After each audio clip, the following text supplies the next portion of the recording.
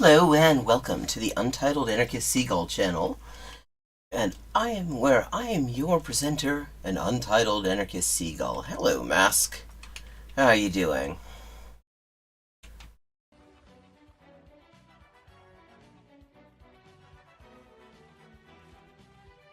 And play a little bit of Geoguessr. Well, wall's still threatening to cave in a little bit, but things are improving. Had a pretty good stream this afternoon over at Hyperpolyglotting. And, wow, okay, have you ever watched A Touch of Frost? British detective show starring David Jason. Uscita Mezzi di Soccorso. Okay, we are at a hospital and we're in Italy. Okay, well, it's a pretty good show. It has David Jason in it, and I always enjoy him. So, I noticed in the credits a while back, Finale Ligure. Well, I don't think he's ever been in anything that was on anything other than, like, British TV. He was in Only Fools and Horses, and his other big thing was, Frost. Okay, so we're someplace in Liguria.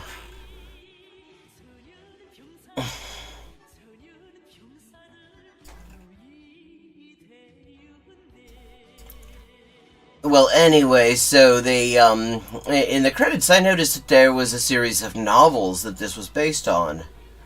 And so I thought, oh, that could be cool. I'm always up for a good detective novel, and the characters one of the characters in A Touch of Frost are quite enjoyable. So I decided to check it out, and wow. Fucking hell. I mean, even taking into account that this first novel was written in the 80s, it went in some fucked up directions that had me Googling whether the author was at all friends with Jimmy Savile. Let me just put it that way. Okay, where the fuck is Liguria exactly? Yeah, like, I mean, all of the characters that are supposed to be sympathetic, we get, every time that they're in the presence of a woman, we get to hear about their fucking hard-ons. And that would be a little bit off-putting, in general. Like, not in a way that we're supposed to be, like, laughing at them or something like that either, for the fact that this is just, like, or anything like that. Just sort of, oh yeah, well, you know, of course, that's what you're thinking about. Ah, right. The north, that's why. Finale Ligure. Thank you. Autostrada A10. So, God. Yeah, but then they start. There's this, like, what feels like a fairly recurring theme at this point, involving the same sort of thought about how understandable it is to have the same sort of thoughts about fucking 12-year-old girls, and it's like, Jesus Christ, what the hell is this? What? How the hell did this get published? Like, there's a scene in the book that I just finished hearing on listening to the audiobook, where it's like Frost and his young partner just got done searching the house of the local vicar, and they found out he's making DIY child porn. And Frost's response to this is not to do anything about it, and to suggest that the 12-year-old girl that they saw in the pictures was probably to blame for it, that she's the one who corrupted the vicar. And it's like, I mean, what the fuck did I just read? And the thing is, it's like, there are things that I would expect that would be yeah, exactly, yikes on bikes, it is. Like, there are fucked up things I would expect in, in a detective novel from the 1980s in Britain that I would be kind of ready for. Like I'd be ready for there to be some fucking like gratuitous sexism and racism, like which sucks. But I'm expecting it. I was not expecting the sympathetic characters to basically be a bunch of fucking nonsense. What's interesting, there wasn't the sexism. Yes, plenty of sexism. Uh, so far, like but other than that, it's just the minor issue that all the sympathetic characters are fucking nonsense. Is all. Finale Ligure. Okay, 47-29, not too bad. So Jesus, I mean, this is.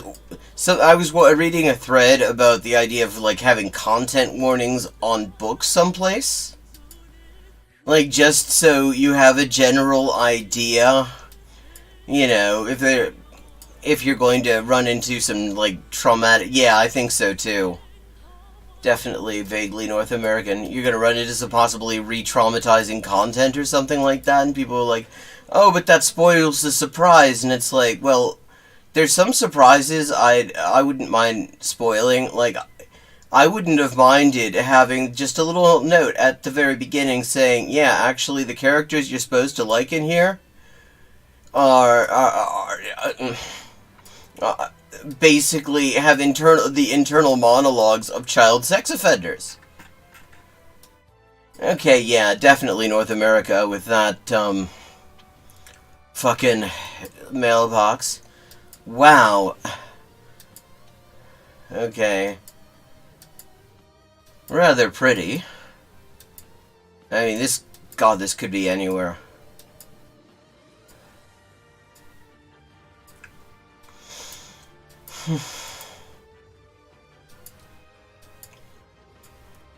I love how Twitter has just sort of kind of united in just ignoring everything that, I don't even know what Kudzu looks like.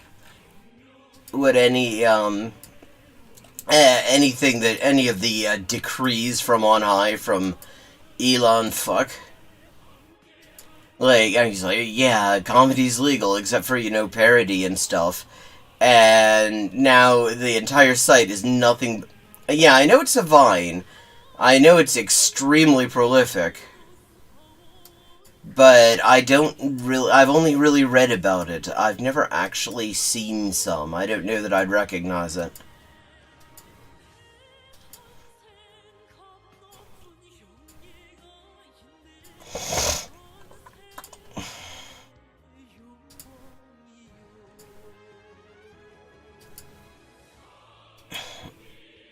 I feel like there might be a seaside nearby. I don't know why, and I could be totally wrong about that.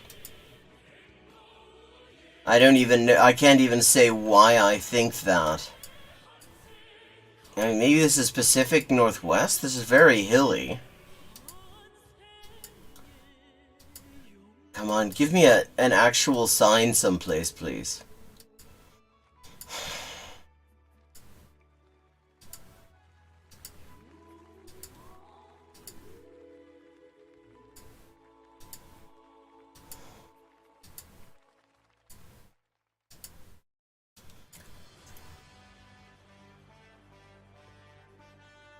Yeah.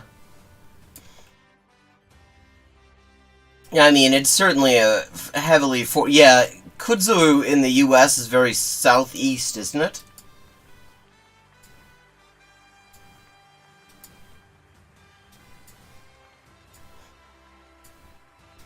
I once did sort of a Wikipedia deep dive on it, but I don't remember what it looks like.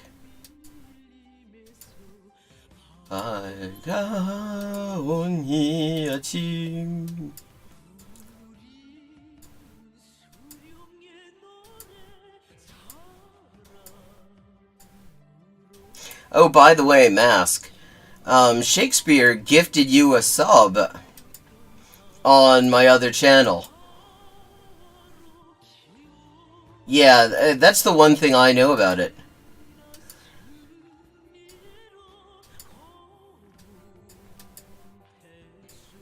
Yeah, I'm up to 5 subs on there.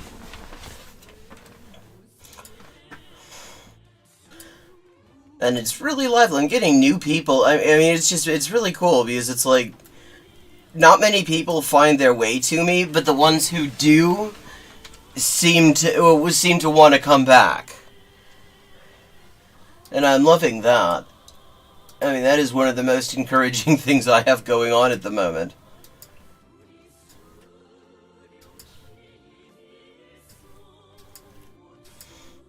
Okay, wait.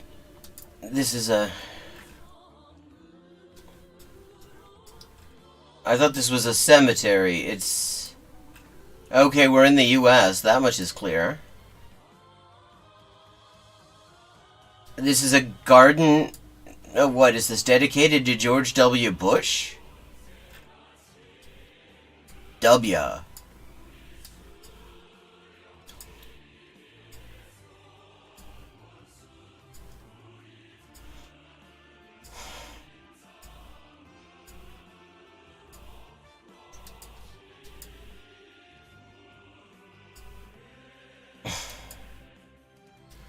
Wow, this is... Yeah, I mean, there's plenty of places in Canada this looks like. I mean, it's rare that you really... Wait, okay. This is like the first indicator of a place name. South River. Well, that's fucking useless. Yeah, I mean, so much in Canada and the US just look totally identical. I mean, if you don't... if you avoid hearing certain phonetic features, don't talk about politics, and don't look at the money, and don't go into a Canadian Tire, I mean, you could just as well be in the US. I mean, the only other thing... Oh, well, if you buy cigarettes, then you know you're not... then you know you're in Canada, because it's very hard to get US brands there.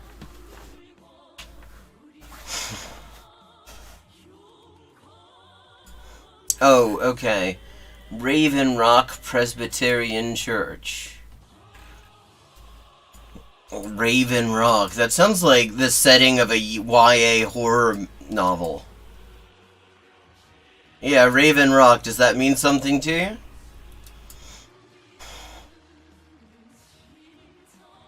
you? West Virginia would... West Virginia tracks.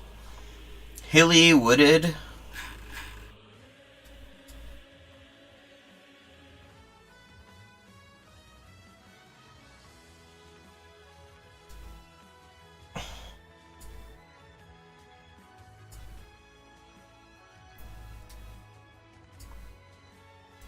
Very inconvenient place for them to have their bunker. So when the revolution comes, we're gonna have to chase them all the way to fucking West Virginia?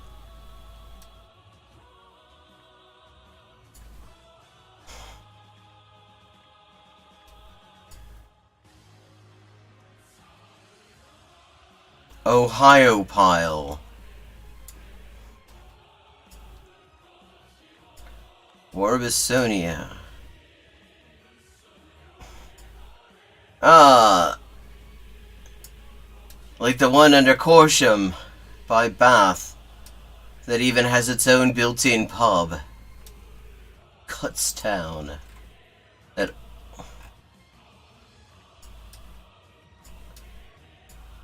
Effort. Broadheadsville.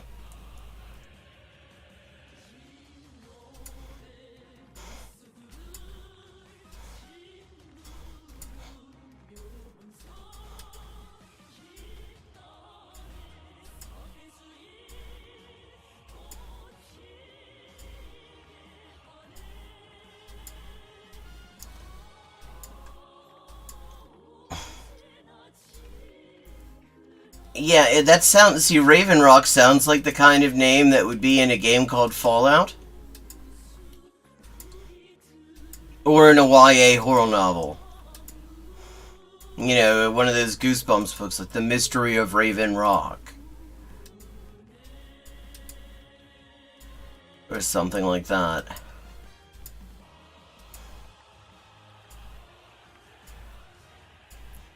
You expect something PG-13 scary to be going on in a town called Raven Rock.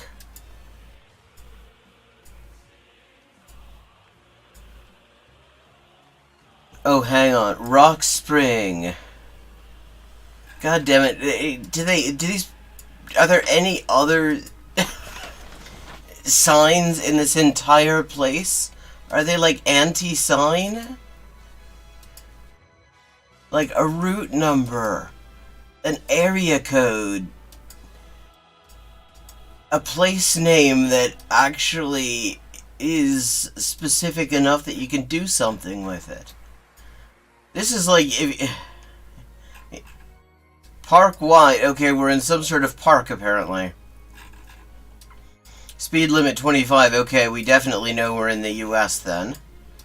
Because nobody has a speed limit 25 kmh.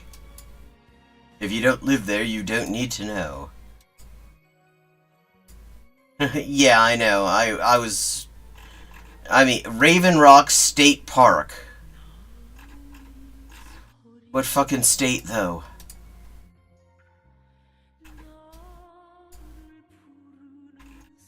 Okay. Yeah, well, we knew that based on American flags on somebody's front yard. I mean, it could just be Stephen Harper's front yard in Canada. I mean, it was a probable finding.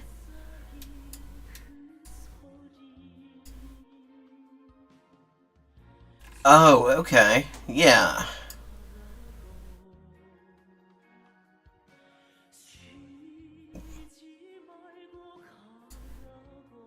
Holly Shelter Gamelet, Angola Bay, Croatan Gameland,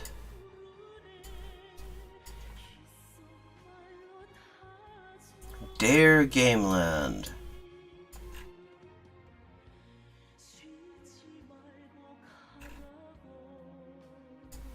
Medoc Mountain State Park,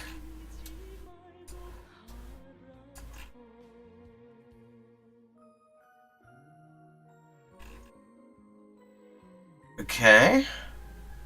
What's fucking Lillington here? Blowing Rock. That sounds like a term for smoking crack. Livingston. Oh wait, we're already in Tennessee.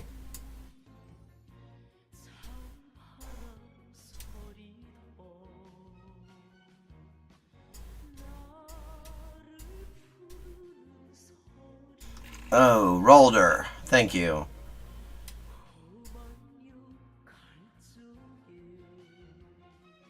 Falls Lake, Bahama. Just the one Bahama, though. Johnston Mill. Duke University Golf Club.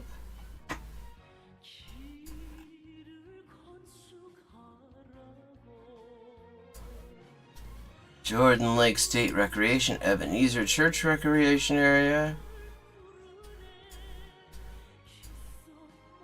Fucky Arena.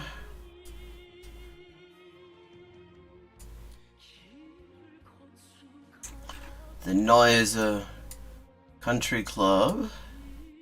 Turnip Seed Nature Preserve.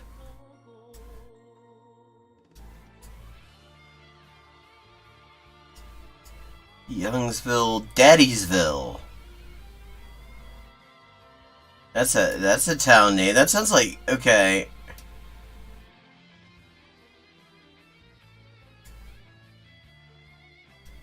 Let me say, there are places.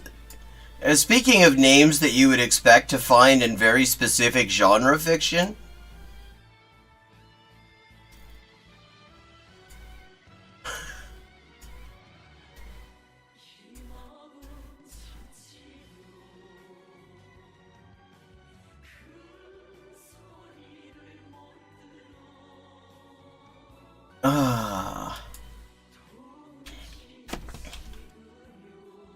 My windows are all out of order.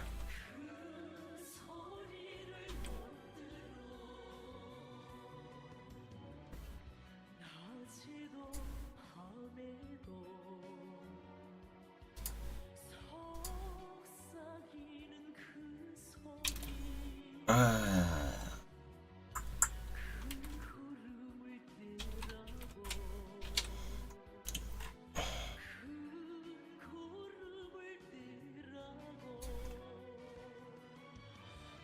there we are. Cape Fear River. Hello, Phoenix. We're just running into all sorts of places that have names that sound like they should be in very specific genre fiction, like Raven Rock and Daddiesville.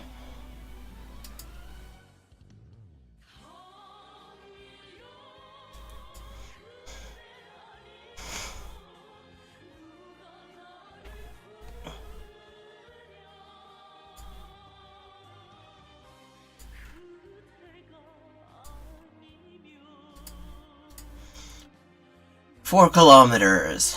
49.87. Not bad. Okay. Scuffed and tropical is my feeling. That admittedly covers roughly 60% of the planet's surface area. Oh, hold on. Those might be council workers. Maybe they got something on their uniforms. Okay.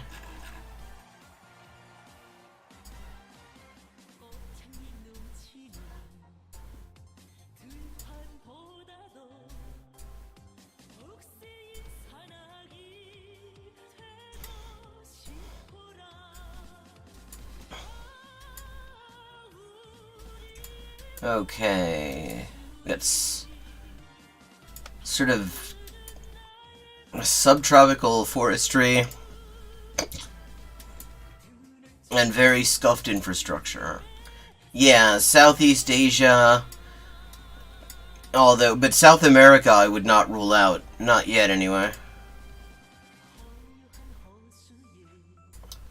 Oh, hold on, we got a sign. Department of Welfare and Development. Community Sub-Project.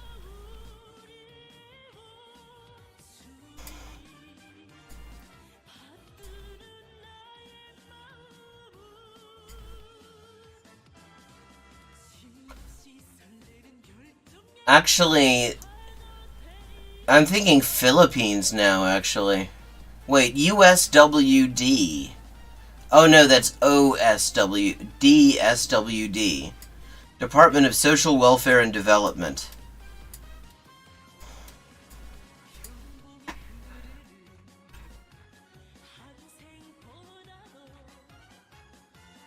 COA Regional Office Number, Cluster. Okay, someplace where at least an official language is English. PH, Philippines, that's what I thought.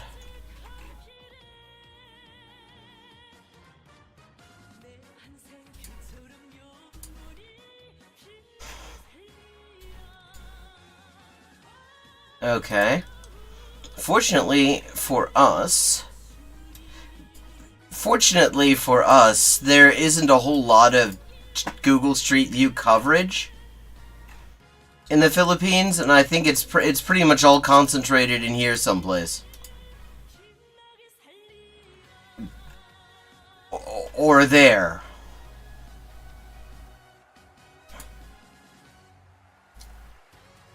Mil grullas. Sergio Mosquera, servicio para el automotor. Okay, we are someplace Spanish speaking.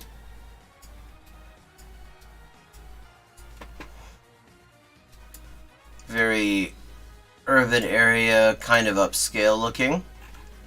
Black Mamba. Malavia, Comuna 14. Tostado y tostada, tartas y ensaladas rellenan las pastas igual que la felice panza. This is a poem. Dulce la cebolla, no tanto como nuestras tortas, media luna y muffin. Scone y galleta, todo hecho en casa como lo hacía nuestra abuela. Okay, absolutely nothing in there that actually gives me an idea regionally, but okay. That does. I don't know anything about black mambas except that I think they're quite venomous. Okay, we're definitely in South America because that says E for estacionamiento, not P for parking. Okay, we've got graffiti. Corres. A campana. Rasi. Kiki. No political graffiti there. Oh, wait, we got... From South Africa, aren't they? Origamiteka. A shop specializing in origami.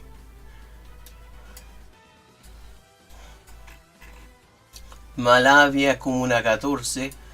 La Quinta, frutería, verdulería. A ver. Ok. Budweiser. Qué mierda, weón.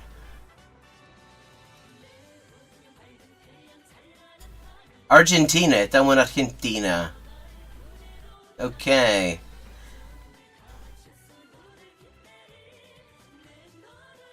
Yeah, I was getting Argentina vibes, but I don't think La Tres Maria.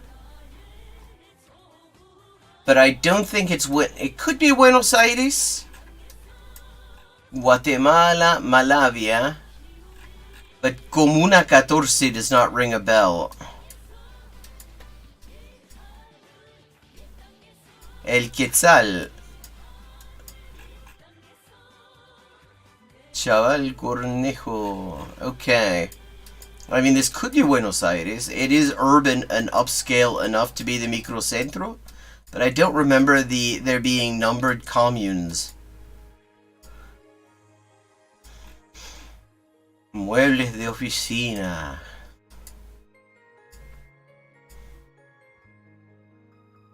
Armenia, Guatemala. Okay, we're gonna just have a look at the microcentro and see if... I mean, having streets named after countries like this, that is a very Latin American capital city vibe. Vaya hablar, Trelew. Buenos Aires.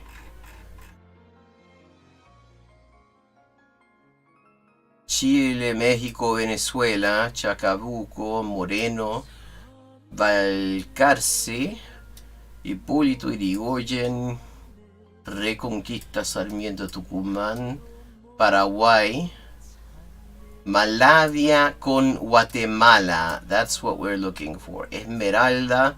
Oh, Esmeralda. What? There is amazing Italian food in that street. Patio Bullrich. Fucking Bullrich. Peña. Austria. Barrio Norte. Camargo. Serrano. Honorio Pueyrredón. Humahuaca. Guardia Vieja. Oh, I miss Buenos Aires. Okay, we're just gonna have a wild punt. This feels Buenos Aires-y enough. And I feel like this would be Microcentro if it's in Buenos Aires. So we're just gonna go with that. Around here someplace. Ah, okay. By, Puerto Madero, that's where all the rich motherfuckers live. Venezuela, Avenida Jujuy. Ah, okay. Not far off. I knew it looked kind of familiar. Okay, 5 of 5. This feels kind of US-y. Yeah, US. It says pounds, not kilograms or tons. Landry's Seafood and Steakhouse. Okay, that's kind of familiar. Harley Davidson. I don't know, maybe Chicago?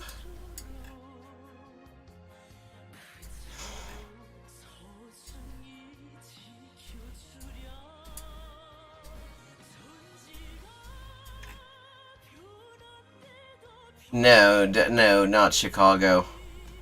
Spanish Government Palace, San Fernando Catedral, Theaters, Children's Museum, La Visita. Yes, I'm done thinking Chicago at this point. Now I'm thinking someplace in Cali. Drury Plaza Hotel. That doesn't really help me a whole lot. Longhorn Linen Service. Could we be in Texas? Could this be like Houston or something? Country Line Grill. Yeah, I mean, it's a place that has a Spanish government palace, but where Spanish is not the language of the road signs. And in the U.S., Texas would definitely be one. Navarro.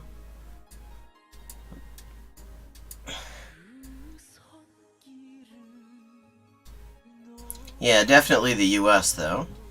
I mean, I didn't really have any doubts about that. There's no way that this was going to be Canada. Oh, yeah, Texas. They've got the knockoff Chilean flag. Hello, Shakespeare, ¿cómo estás? Okay, we're in someplace Texan. Because they've got the flag that is just different enough so that they couldn't be, like, done with building with an American flag flying.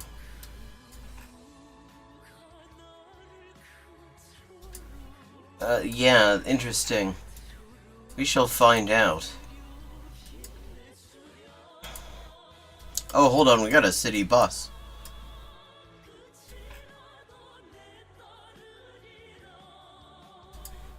Come on, get back here, city bus.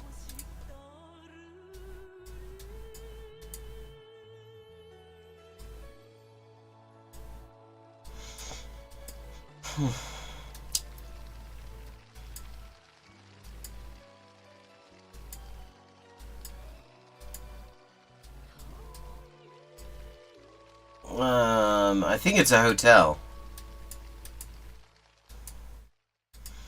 Getting strong hotel quarter vibes.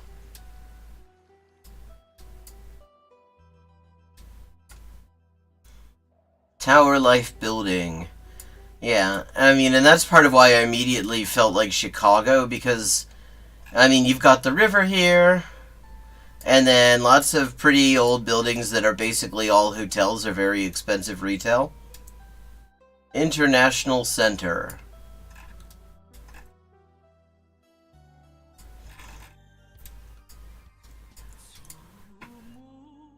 Growing up, names like that always disappointed me. Because whenever I would see, like, International Center or something, or International House of fucking Pancakes, One Alamo Center. The Alamo is apparently not far from here.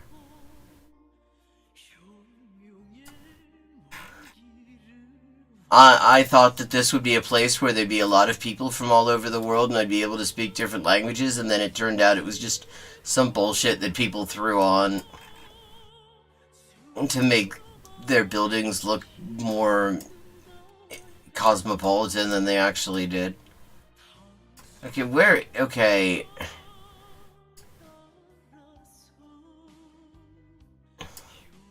Where the hell is the Alamo? I mean, I know it's in Texas.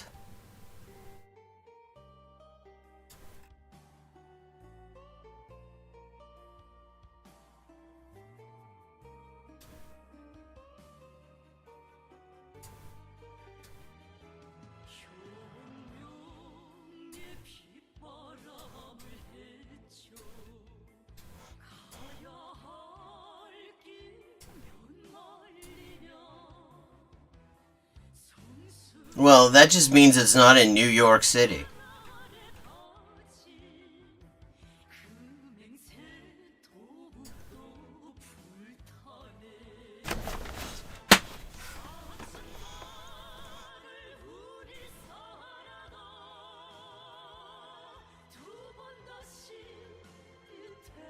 Well, Alamo Heights.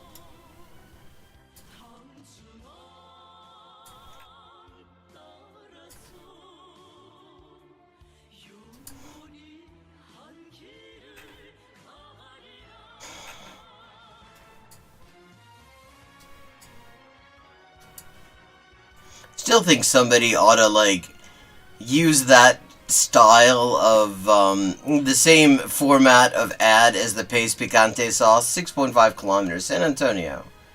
Okay, cool. And view summary, 22,782 points. Not bad. But flip it around so it's like, yo, his fucking mozzarella's made in Texas. Texas?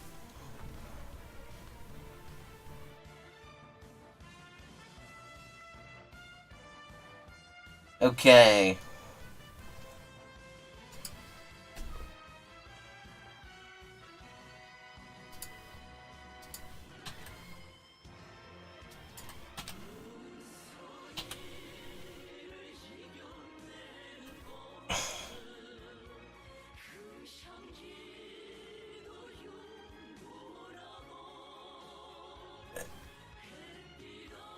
Oh, hang on. So, it is time to do some roasting. First, I've got to create drive space. Just uploading a bunch of stuff to my cloud storage since I am very short these days on drive space.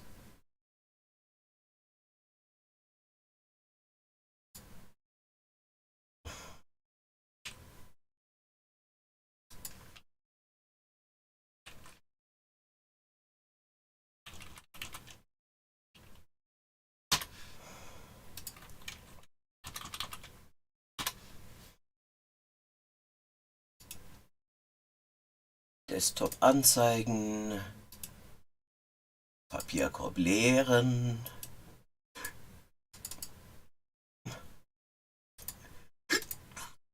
There. Now I can record without worrying that I'm gonna just completely max out my drive on stream. Well, there are some options. We've got Has from Infrared answering the question we've all wanted him to answer. What is communism? We've also got Why I Am a Libertarian Stalinist. And addressing the Caleb Maupin situation. Now, I wanted to find... I thought I'd already put this in reaction fodder. Let me just check.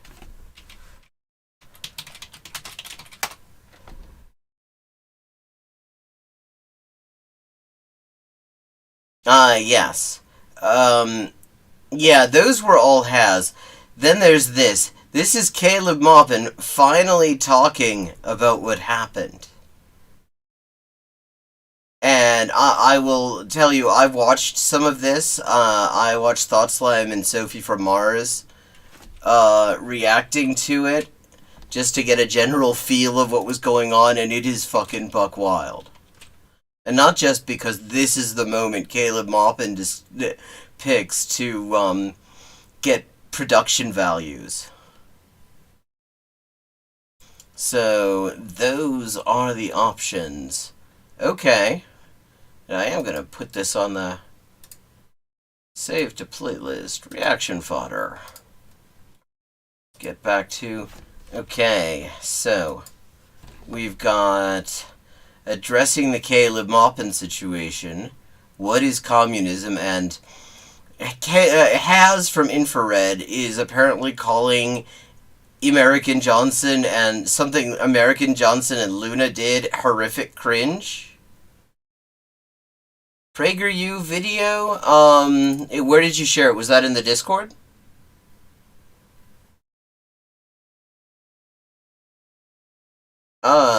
Sorry, I did not actually see that. Let me have a look.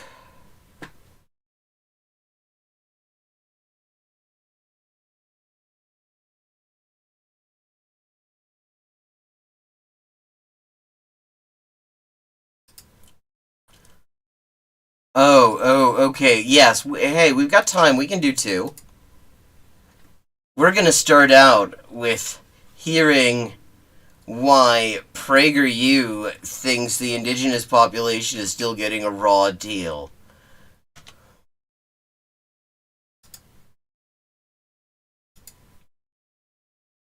But first, I gotta get this crop right.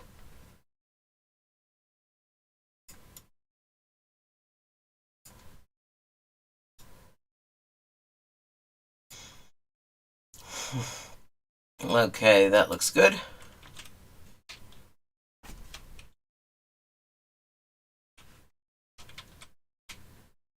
We've all heard. Oh, hang on, I have to get the audio set up properly.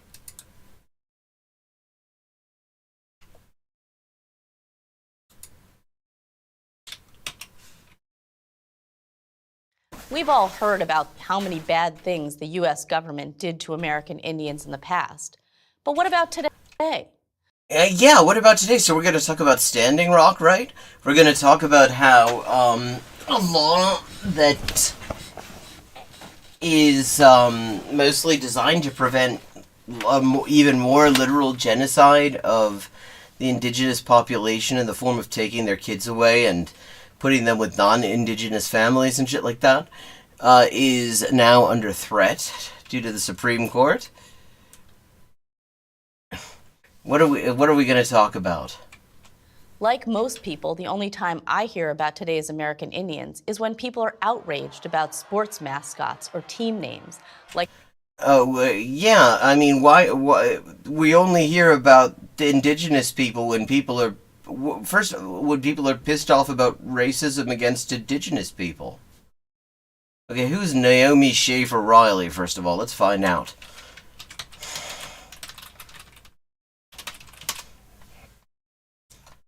Okay. Writings have appeared in the Wall Street Journal, New York Times, Boston Globe, the LA Times, New York Post, and Washington Post.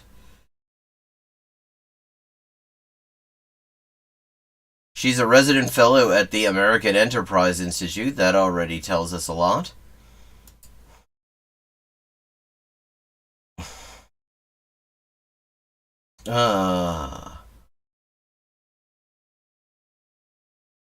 How interfaith marriage is transforming America. How churches, mosques, and synagogues can bring young people back. And the new Trail of Tears. Like, okay. So, just a fairly regular right-wing talking head. like the Washington Redskins. But sports teams' names are the least of Indians' problems. Wow, you're noticing it. Like, okay, so you're going to talk about how oil and gas companies are still trying to steal their land, or maybe how the U.S. in the late 19th century passed a law that said that oil and gas found on indigenous land the U.S. government recognized indigenous land. It's all indigenous land, but the would be exploited, and the funds would go into a trust fund that would be specifically for the benefit of indigenous people. And then when indigenous people tried to find out where the funds were going, it turned out that the U.S. government wasn't keeping any records of it, or at least they didn't have any fucking records that they wanted to mention in court, or like the the pipelines that are fucking up their land. So what are we going to talk about, Naomi? Did you know that Indians have the highest rate of poverty of any racial group in America? Did you know that alcoholism is more common among Indian youths than among youths in any other ethnic group?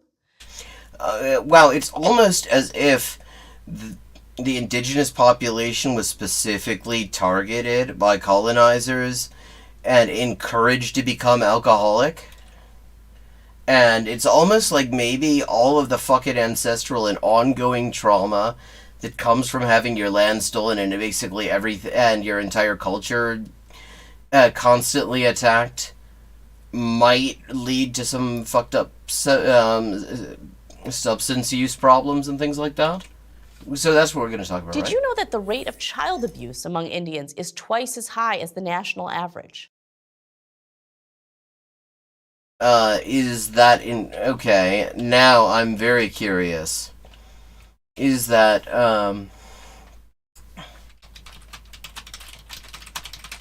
is that actually true?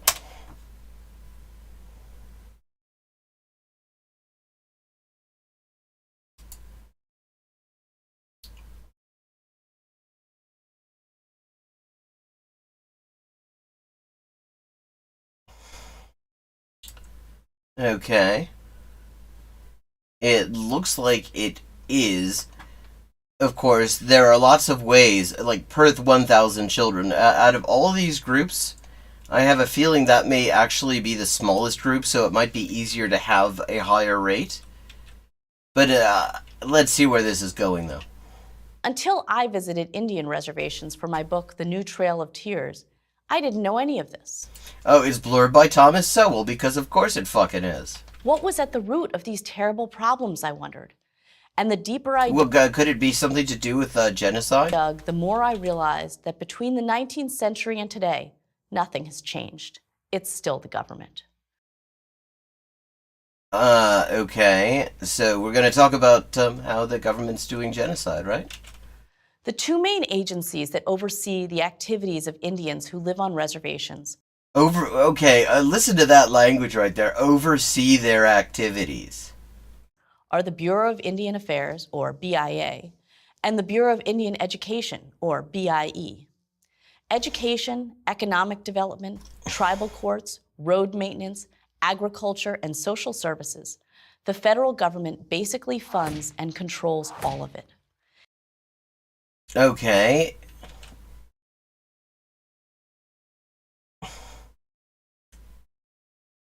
It's no wonder Indians say BIA stands for Bossing Indians Around. Well, so what you're saying is we should give them their land back, give them proper autonomy so that they can administer it as they see fit and pay them reparations so they're not constantly having to, like, beg for money from the people, from the state that fucking usurped their land, right? That's what that's your proposal? That's where we're going to, right, Naomi? Together, these two agencies have combined budgets of $3 billion per year.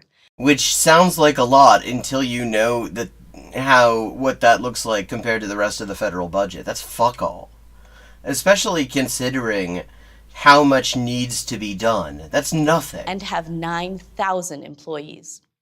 Again, that's nothing. That's one employee for every 111 Indians on a reservation.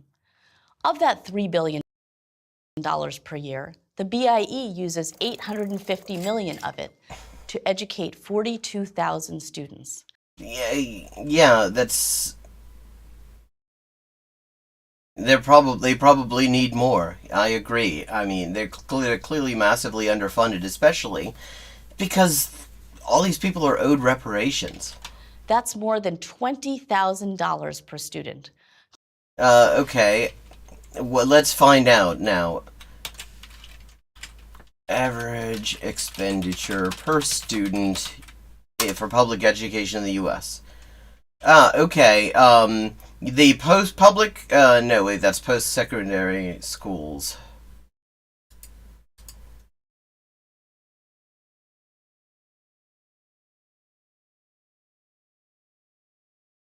Federal...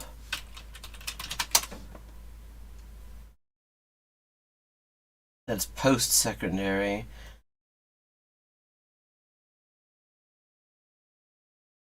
Okay.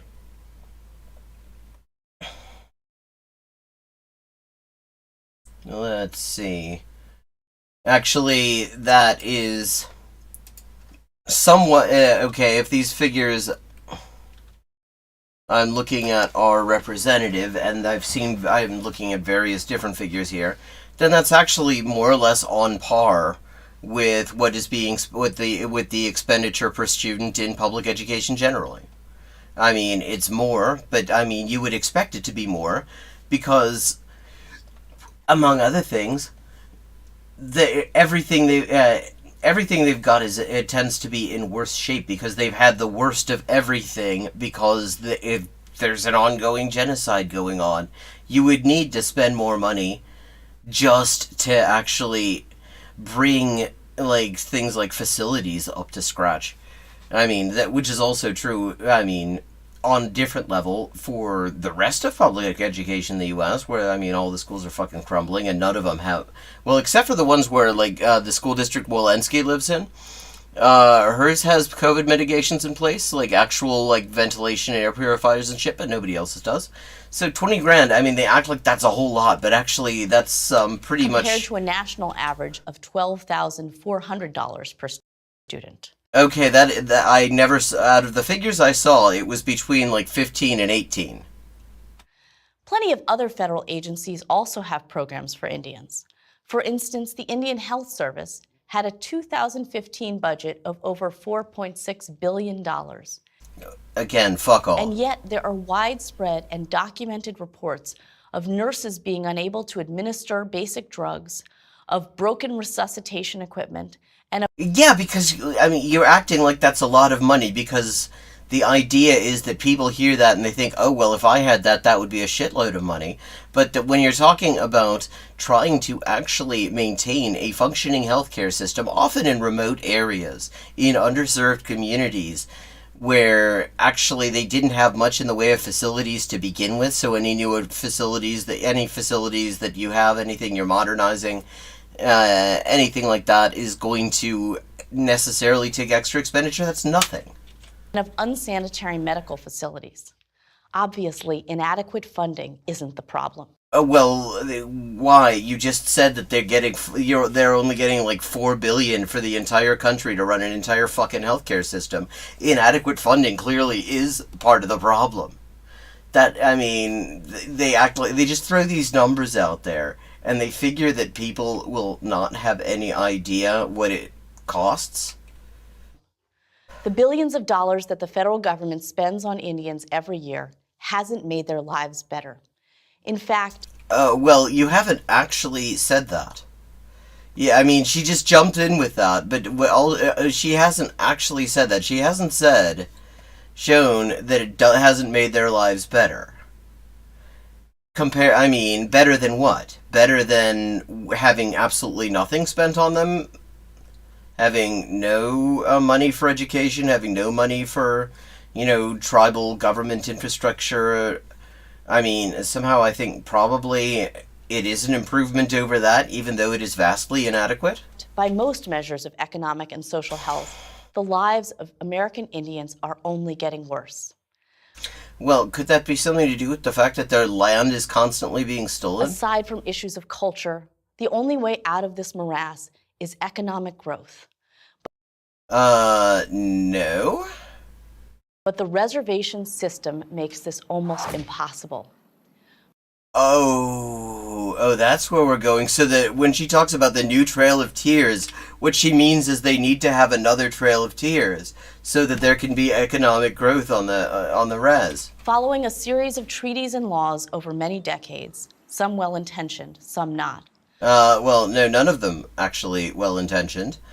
And to the extent that they provided anything in the way of benefits for indigenous people, it was because they were making concessions in order to hold on to the lion's share of what they stole. The federal government decided to hold Indian land, quote, in trust, in order to prevent non-Indians from ever buying that land.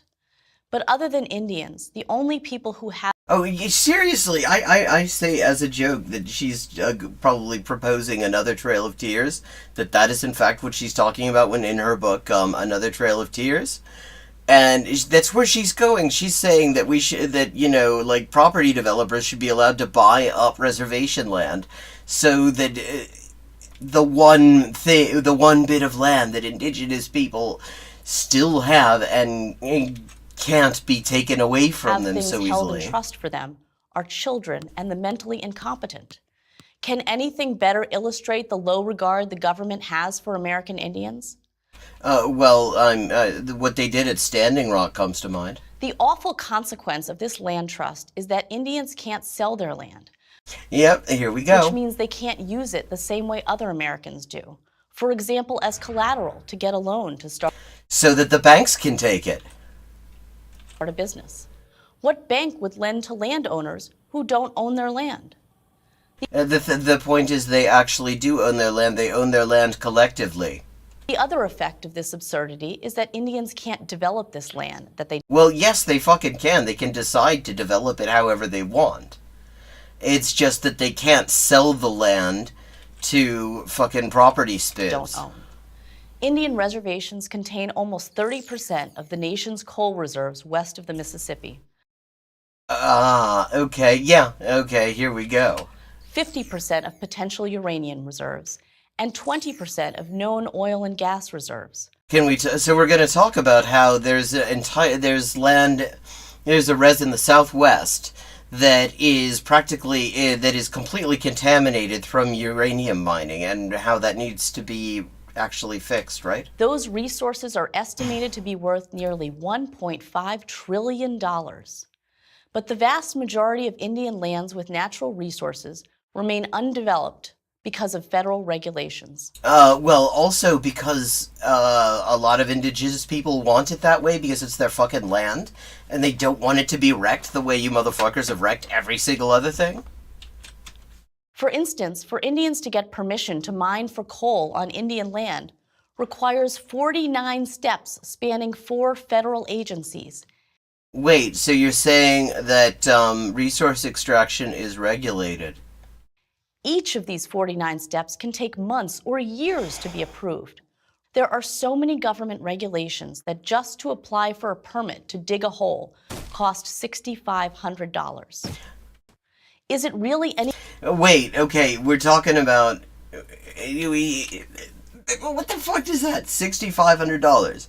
She's just talking about how this stuff's worth trillions, and she's like, well, I mean, $6,500, obviously that's a huge amount of money. There's no way that, a poor coal developer could possibly raise $6,500 in order to apply for a permit. Any wonder that this community is mired in poverty? So what can be done? For starters, end the trust system. Let Indians do what they want with the land they own. Get the massive federal bureaucracy out of the way. Okay, yeah, so this is actually... I feel almost churlish pointing out that this is propaganda funded by oil and gas billionaires who might possibly have a slight conflict of interest on this very subject. Give American Indians the opportunity to embrace the same thing that has lifted millions of other people out of poverty. You mean money, right? And into the middle class. Free enterprise. Yeah, okay, so just magic then. It won't happen overnight, and it won't... Well, in fact, it won't happen. Because if these things... because if you were to follow her suggestions to have the new Trail of Tears, so you can kick indigenous people off the lands that, in many cases, they ended up on after being kicked off of their land the first time, so that people like the owners of, like the funders of PragerU could go and just fucking contaminate it in the search for oil, gas, and fucking uranium, they'll end up with nothing. In fact, I mean, we've seen this. In fact, if you look at, like, a lot of you look at the mining communities, say, in West Virginia, for example, why there's so much generational poverty, people working the mines. Well, what happened was, the mine operators showed up, said, hey, we'd like to buy this land. You need some cash, don't you? You need some quick cash. You look like you could use some cash. And we're gonna pay you some cash for your land, right? But you can live on it. It's okay for now. You can live on it for now. And they didn't tell them that there was a huge amount of fucking coal under the land, and that therefore it was actually worth a shitload more than they were offering. They just kind of handed them the money, and then that money was spent pretty quickly because it wasn't a whole lot of money. And then all of a sudden, they end up having to work in these fucking mines for a company that now owns the land that they'd lived on for fucking generations. Won't be easy, but it will do a lot more for American Indians than changing the name of the Washington Redskins. Oh, it'll do for them, all right. I'm Naomi Schaefer Riley. And how is this either or? Like, even assuming that just opening up, declaring open season on indigenous land for resource extraction was some sort of solution to a problem they're facing. The problem being having land at all, I guess. How is that mutually exclusive? How is it you have to choose between having racial slurs in your football team names and that? For Prager University. Jesus. That is evil. Okay, Mask, did you watch this beforehand? When you suggested this, did you just see the title, or did you see...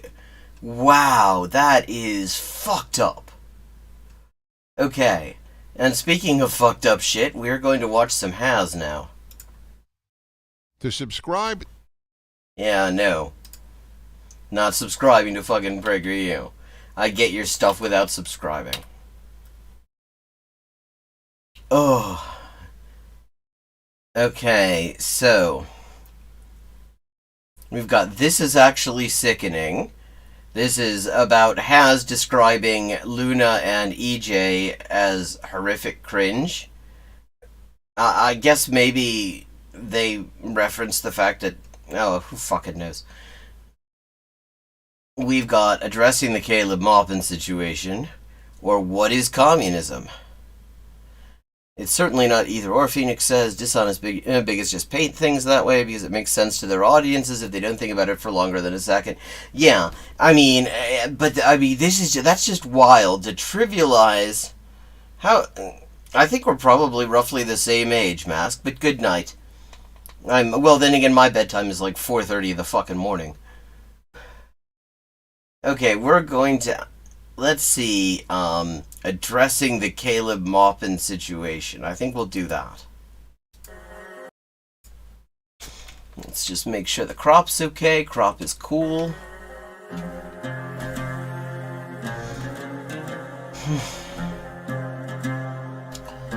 Wow, that was fucked up. Well, rather than talking about, like, not being openly racist against indigenous people in our sports team names, why don't we steal their land some more? That would help them. I mean, God, that was...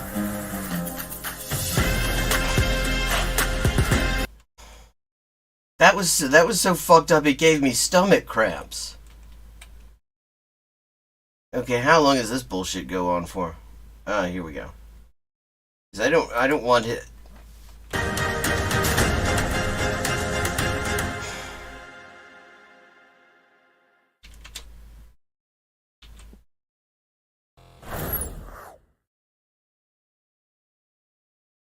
You will have to forgive me. Yeah, so far there hasn't been anything forgivable. Because I just came back from the gym and I tried to get the stream as early So this is another one of his fucking deodorant-free streams. as possible. And I rushed back from the gym. I didn't shower, didn't do anything, so Yeah, see, he keeps on introducing his fucking videos like this. you're gonna have to forgive me. I'm sweaty, whatever. I'm not in proper attire. Fuck off. You just put a fucking shirt on. I mean, I'm not saying there's anything actually wrong with his attire, but if he thinks it's improper. I mean, surely his closet's right there. He can throw his shirt on. It'll take 2 minutes longer. Nobody'll care. I have always regarded myself as a patient, reasonable, and charitable man. Wow, I never would have guessed that. I've never even thought of any of those things. None of those words have ever come to my mind in association with Has. We went from PU to someone else who stinks, says Phoenix, and yes, indeed. And And I try not to interject and stick my nose where it doesn't fucking belong. Yeah, right. Because at the end of the day, I'm a busy man who's got things on his mind. See, Haz is important, you see. He's so busy that he can't even sort out his pit stank before going on stream because he's got really important wisdoms to drop. I don't give a fuck about 99% of the shit that happens around me if it's got nothing to do with me. You understand? I'm not even remotely interested. Well, on the other hand, when you hear anything about female sexuality that has nothing to do with you, you immediately make a video about how horrible it is that there is female sexuality? I'm a man with singularity of vision and will, and I don't give a fuck about the bullshit. He's a very important fellow, and his time is valuable, and that's why we have to smell him from here. I don't give a fuck about CPI. I don't give a fuck about Wait a second, you were part of CPI.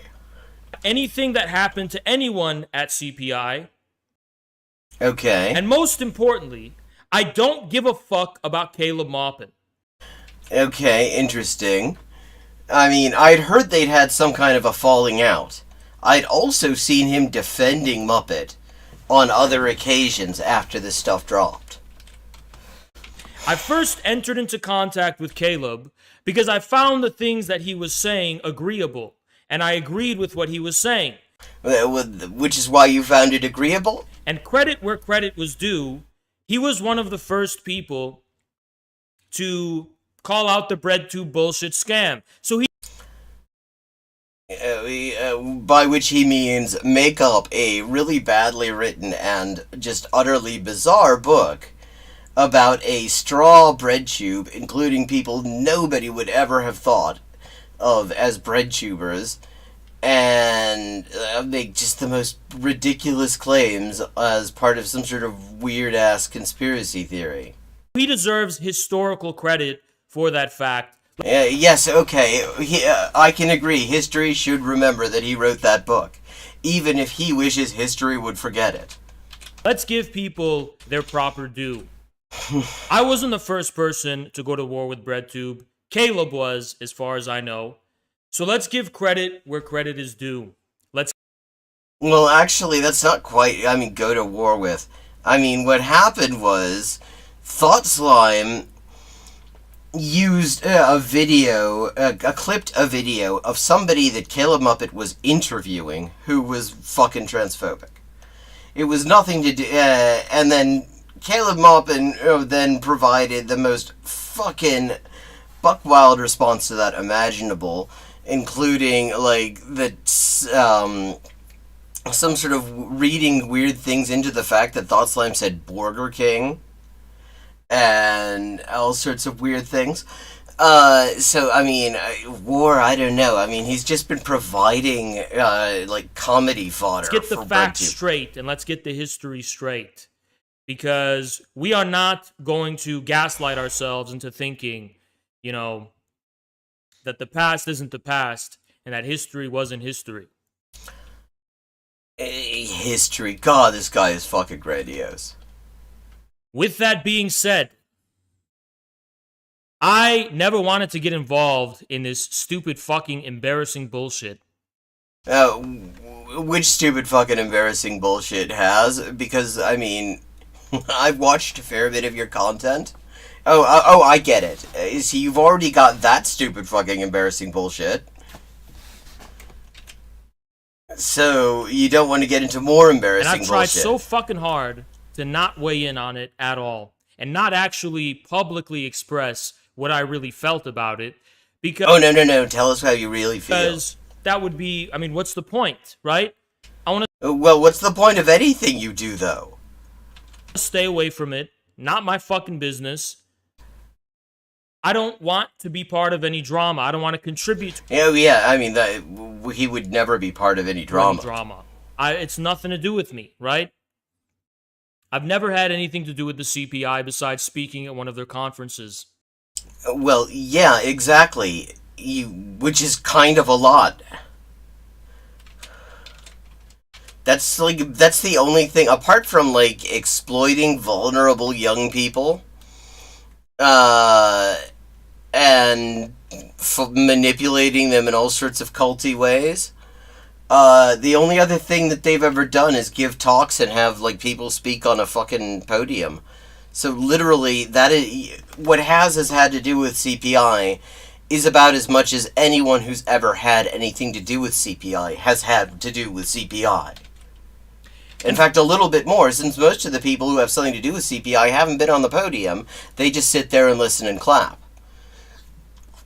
For a long time, I justified that on the basis of the fact that Caleb had not issued his response yet. So how could I possibly weigh in? Well, that doesn't normally stop you. I never wanted to weigh in, though. And he's being forced right now. You can see that, I mean, just like he's being forced to show up, showing his fucking armpits to us. Just he's being forced to weigh in on this. And I certainly wouldn't have responded as early as tonight had it not been for the fact that I was dragged into it. Dragged right out of the... He was about to take a shower, y'all. He was about to take a shower. Somebody physically dragged him out of the shower and said, "Fuck you, you're not putting any deodorant on. You're going to talk about Caleb Maupin." Unwittingly and unwillingly. Unwittingly? What? You didn't... You don't... What? Unwittingly what? You surely know that you're doing this. You have a title on the fucking video saying, "Addressing the Caleb Maupin situation." Do you know... So clearly you knew what you were doing. Caleb himself. And that's what this is actually going to be about. I'm going to tell you the truth, guys. I did not read the Medium article. Okay. So he's going to address the Caleb Maupin situation without actually knowing what the Caleb Maupin situation is. So what the fuck is he about to talk about? I also didn't really watch Caleb's video. And the understandable, although I mean, it has literally the best production values of any video he's ever done. reason I didn't do either of those things is because I don't give a fuck. Then why do you have a 3-hour-long video talking about this? Most of those details are I don't give a fuck. Here's the point, right? This is he's got this 3-hour video to tell us how he doesn't give a fuck about the Caleb Maupin situation. What, as far as I could tell, right? Let's get to the meat and potatoes, and let's get to the relevant facts of the matter. Because as far as I know, how are you going to get to the relevant facts of the matter? You just said you didn't read them. All that matters, right? Now let's rewind this a little bit. No rewinding. We already heard you say 500 times that your pits stink and you don't give a fuck about the thing that you're going to spend another 3 hours telling us. We don't need to rewind. We need to fast forward. How about actually addressing the situation that you say that you're going to be addressing? I was contacted by the Flame of Liberation. His name is Nick, whatever the fuck. He's a fucking Italian-American who is trying to push American Bothism, and is a...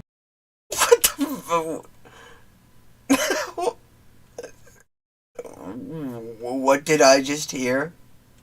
Big Saddam supporter, and he thinks Bothism is the solution to America's problems. Yeah, because it worked out so fucking well for Iraq. Whatever. He contacted me and Samira about a very serious... Just to be clear, I've heard of Flame of Liberation. I had not heard any of these things about Flame of Liberation. I know, so I don't know how much of any of what he just said is true. Allegation. And it had, I forgot, I mean, first, Samira told me one, it was like a game of telephone, and then we finally got down to what it was, and he explained to me that Caleb is this huge abuser, and he preys on members of CPI, for sexual favors, and he's And it's worth noting that in Caleb Maupin's video addressing all this in his little cardigan, yeah, he doesn't deny that. In fact, he lets us in on facts that make what he did even worse than it already was. Like, literally, he specifically admits that he is an abuser who is sexually exploiting members of the CPI. He's using CPI money for prostitutes, and he likes getting spanked, and he's a fucking degen and all this shit. And I panicked at first, and I was like, what the fuck? And we had credible sources confirm. As somebody in the chat says that he's a Fed, and I'm not going to say that, but I will say that I would not be shocked by it. Had those sources not confirmed it, I would have not entertained it. But there was I'm not going to name any, but there was credible sources who confirmed these things. Yeah, okay. In the article that he didn't actually read, but yes. And Maupin himself has fucking confirmed this stuff at this point. For me and Samira, when we were informed of it. So the first thing we said is, okay, you know what? How are we going to fucking handle this? Because this is a disaster. We were so fucking shocked by it. But what we knew is the fact that when this goes out in public, this is going to be like a disaster.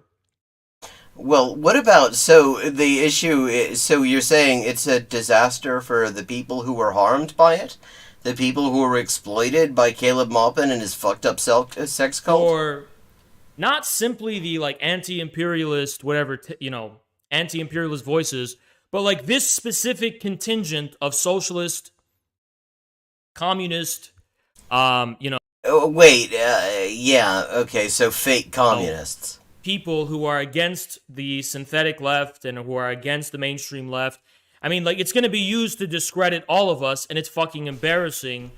So, so that's what he cares about. It's going to be used. See, the thing is, I don't need to use the fucked up shit that that Caleb Muppet and the CPI did to discredit Has. All I have to do is point to what Has says, and he's discredited. This is not as damaging. Has, calm down. Let me reassure you. Nobody is going to be using that to discredit you. They're going to be using your own words to discredit you, because you've done that job yourself already. And it's like a disaster. But to give you some background context... All right, let me tell you something, cocksucker, Hail Caesar. Mods. What did he just say? I want to give him a choice. You get in my fucking VC, and you try to fucking disprove anything I fucking say. His VC? What, his vice chancellor? Or I ban your little bitch ass. Don't fucking sit in my fucking chat spamming cap emojis, you little fucking cocksucker bitch. He's lovely. Get in my fucking VC and air out what I'm getting wrong here, you little bitch. You fucking pussy. He's lovely. Well, I mean, just what a wonderful chap. Why would anyone want to discredit him? Little bitch typing with his fucking sweaty Cheeto-stained fucking hands. I mean, just talking about fucking sweaty, your forehead is glistening. In my fucking chat. Get in my fucking VC then, bitch. Anyway, to give you some fucking context, thank God I had already distinguished myself from Caleb and the CPI people. Not positively, one might add. I mean, yes, you are quite distinct from the Caleb and the CPI people in that they are much more crypto-fash, and you're just openly fucking fash. Because we were known as the Pat Socks, and I always hated that fucking label because I feel like it didn't reflect where infrared was coming from. And yes, and then you decided to call yourself a libertarian Stalinist, as if that makes any sense at all. Patriotism, that's just socialist patriotism. That's just standard Marxism-Leninism. We had Nick Land, we had Heidegger, we had Dugan. Nick Land, he is a fucking literal Nazi. Dugan. Now, well, Heidegger also a Nazi, Dugan also a Nazi. We were more than that, okay? We were not leftists. Well, yeah, I agree. We're not rightists either, Well, yes, you fucking are. and we're not syncreticists, centrists. Maybe we're left-wing, but we're not part of the American leftist You know you're not left-wing. left, okay? The American leftist left. So that's when we came up with the mecha tanky thing, not to distinguish ourselves from Caleb specifically, but the Pats. That was a thing that you were. That was an. That you what? This is your ideological position is mecha tanky. That's a meme and one that I didn't understand to begin with. Like what the? Sock Dems, Andrew Saturn, Johnny Socialism, those fucking people. More on them later. Keep them in your fucking mind because they're really relevant for what we're going to be talking about here. Anyway, there was already starting to be rifts between infrared and CPI. Not open ones, not explicit ones, not public ones, but there was insider information that I was receiving that CPI was starting to dislike me. They were not I can't imagine why. Actually, the thing is, I can't really imagine. Oh, I mean, actually, I can imagine thinking about it because CPI at least tries not to be too obviously fash. They dog whistle the fascists while at the same time talking about socialism, whatever. Whereas fucking Has comes right out and he'll be like, yeah, so actually Nazism is a kind of socialism, and when you think about it, queer people are the real Nazis. He actually fucking said this. It was in a video I reacted to a few weeks ago. And I can see why they would decide, I mean, because the minute I saw that he was, like, sharing a platform with Maupin, I thought that was a masked off moment specifically for Maupin, because he specifically does not want to openly own the fact that he's fash. particularly big fans of infrared anymore. They were trying to distance themselves from me and from infrared because get this, and from their perspective, this is what I was told, we were too much of an embarrassment. Me and Well, yes, I mean... Samira.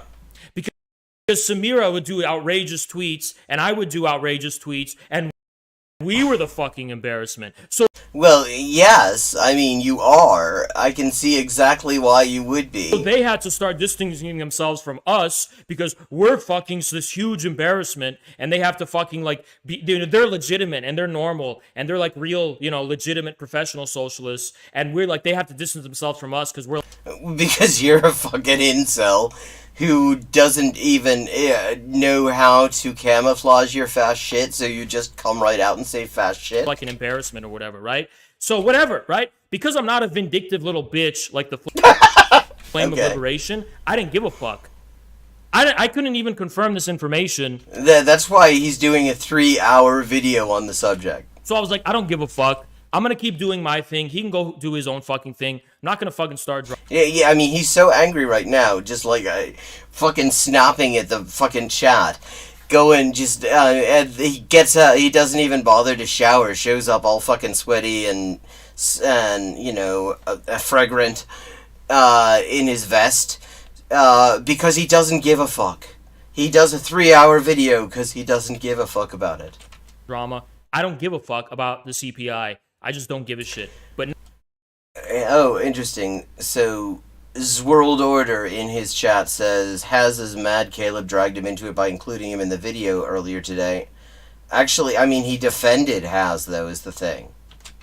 He mentioned him, because, I mean, Has certainly was prominent within the CPI, even if now he's saying that he did not have political relations with that organization. now that I'm being confronted with this shit, it's like, what he's supposed to be the normal one. I'm the crazy guy, right? Well, okay. But he's not just crazy. He's like a complete degenerate, and there's Okay, it wouldn't be a Has stream without some fast shit. this scary allegation that he's preying on. I mean, I was being thrown all this shit. So we finally were able to actually get the real facts down that were provable, because we were not just going to accept these wild allegations. So the provable facts, we actually narrowed it down.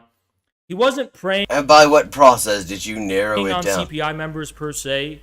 Yeah, he was. And he's now admitted that he did. It's like he was mixing his sexual fetishes. Plural is a bit weird here. As far as we know, and as far as he's admitted, he has one, which I don't really. I mean, that is like the one thing. That is like the most normal thing about him.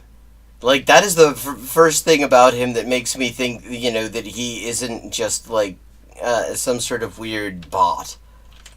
With his politics, and he was also visiting a prostitute. Not exactly. He actually forced a member of his group into survival sex work, then did everything he could to prevent her getting a more stable job, which she wanted, and he exploited her in that state. And he did that to 2 members, and he tried to do it to a 3rd member, but they weren't having it. Not with CPI money. That was. Well, yes, with CPI money, because as he admitted, he commingled the CPI's funds with his personal bank account, and considering that the CPI is incorporated in the state of New York as a limited liability company, that is a big fucking legal no-no. You don't commingle, because that is a separate legal entity from him. You don't commingle those fucking funds. But he openly said, yeah, he ran the books of the CPI through his own personal account. A lie, but he was doing it with his own money, and one of these people were like a former member of CPI, or they were, after they left CPI, he was basically visiting them. So it's just, and he got involved with people within CPI, and some women in CPI spanked him. That's not exactly how that worked. You know, here's my fucking take, right? This is a fucking circus, right? Yeah, as opposed to just the world of, like, professionalism and sedateness that has of infrared. Be a cold-hearted mother. I don't give a fuck about anyone in this situation, if I'm gonna be completely fucking honest. Like, yeah, these are all adults. They're all adults, okay? So where's the personal responsibility? If you go spank Caleb Maupin, you're a fucking adult. That is not how it happened, though. Oh, and even his fucking chat is somebody's saying, bro, to be honest, you should watch the video. Yeah, you should watch the video, because he's openly admitted that isn't exactly what happened. Nobody would be fucking talking about this. I mean, well, some people, I suppose, would, but if this were just, like, fucking consensual kink going on, most of the people who are talking about this would not be talking about it. The reason that people are talking about it is that he actually manipulated and forced people into a situation where they had to do survival sex work that they didn't want to do, and then guilted them into continuing to do that when they tried to find they had, like, prospects for better jobs that were more stable and wouldn't involve taking small fucking tips from Caleb Maupin in order to smack his ass. So it isn't just somebody spanked him. Nobody would give a fuck if that's all it was. So, I don't know what you want from me. That's how I see it. I don't know what you want from me. You went and spanked him. Nobody made you spank him. You did. Well, actually, somebody did. Did it by yourself. So it has nothing to do with me. You see, this is such wonderful communist analysis here, too. I mean, because you remember, he's a real communist. He's told people that he's a communist, so he's clearly a communist. And so, I mean, very materialist to say that obviously, just because you were dependent for your survival on money that at that particular moment you could only get by fucking doing fucking survival sex work for the head of your cult, that doesn't mean that it wasn't just a free choice. I mean, this is what he means by a libertarian Stalinist. You see the point? It has nothing to do with me. What do you want me to do about it? Well, obviously what we want you to do is do a 3-hour-long video on how you don't care about it. I can't fucking do anything about it. But here's the problem, right? This is why I consider it an embarrassment. So, okay, if you're a leftist, let me just get I didn't even watch Caleb's fucking video because I don't care. But I'm just going to go on to the assumption you can tell that I guess people are saying he debunked all the bullshit from the Medium article. So he's not a He didn't debunk the stuff from the Medium article, though. He admitted all of it. He actually volunteered facts that had not previously been discussed that made it clear that it was even more coercive and even more exploitive than was previously known. rapist. He's not a predator. He's not an abuser. Yes, he is. He's not those things. I'm willing to believe that. Even Well, so you're saying he's lying then? Because this is why you should have watched the fucking video before doing a 3-hour video on how he doesn't give a fuck about the subject. Cause I mean, he's here denying shit that Caleb has admitted. even if he is those things, I don't care. But let's just go with the fact that he's none of those things. Because that there seemed like there was a lot of holes in the CPI article and in the fucking Medium article, whatever, right? Well, you said wait. You said you didn't read the article, and now you're saying it seems like there are a lot of holes in it. How did you find out there were holes in it without reading the all thing? over the place right now. I'm gonna fucking give you a big expose because I had insider knowledge about this shit. Wait, you had insider knowledge about the situation, and you didn't do anything about it? Is that what you're saying? Whatever, okay? So if you're like Vosh, or if you're a leftist, you don't have anything on Caleb, because he's just because he just fucking admitted a it. guy who likes getting spanked, and he mixed it, whatever, but I'm not a leftist. I don't approve, and I wasn't going to say this shit until I had to fucking get dragged into it, which I find it unforgivable what he fucking did in his video, and I'm going to talk about it. Okay, so what he did in his video is the unforgivable thing, okay? You mean the way he gaslit? No, the way he actually lied about these people and tried to suggest that the fact that one of them was also apparently trying to get away from a violent partner and ended up in the situation where they're living in this fucking hotel in Jersey City and doing survival sex work for Caleb Maupin as the sole client in order to stay above water while at the same time paying him fucking rent to share a single motel room in Jersey City with 6 other people. I mean, buckle up, because this is going to be a long video. I'm not a fucking leftist, so it's no argument. It's not enough for me that you have 2 consenting adults agree to do something. If you're going to be the face of a socialist movement and you're going to start a socialist organization. If you're not a leftist, why do you give a shit what socialist organizations do? I mean... No, you can't be a fucking straight man who gets spanked. You can't. Yes, you can. It is entirely possible. You can't. Even, I don't care who consents. I don't care who's the consenting adults. It's disgusting, it's degenerate, it's weird, and it's embarrassing. And the thing is, this isn't even kink for him. The existence of female sexuality freaks this man out. You will be surprised to know that he got his political start in the incel community.